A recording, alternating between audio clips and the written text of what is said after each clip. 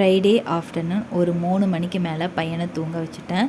தூங்க வச்சதும் வேலையாக போய் தலைக்கு குளிச்சுட்டு வந்தாச்சு. பாத்திரம் வாஷ் பண்ணி வச்சதும் அதுக்கப்புறம் தான் எடுத்து வச்சேன். பையன் ஒரு 4 மணிக்கு மேலே நெளிஞ்சுக்கிட்டே இருந்தான். கொசு கடிக்கிறதுனால நெளிஞ்சுக்கிட்டே இருந்தான்.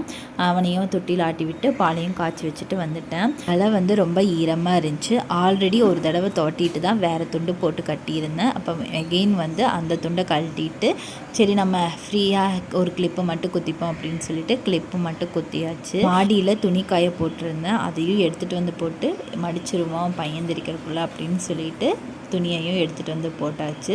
கரெக்டாக ஒரு 5 மணிக்கு அலாரம் அடித்த மாதிரி எந்திரிச்சிட்டான். அதுக்கப்புறம் அவனுக்கு ஒரு புட்டியில் பால் கொடுத்துட்டு குடித்ததுக்கப்புறம் தான் அவனை வெளியே எடுத்ததும் கொஞ்சம் நைன்ட்டே இருந்தான். அதனால் தோலில் போட்டு கொஞ்சம் நேரம் தட்டி விட்டுக்கிட்டு இருந்தேன்.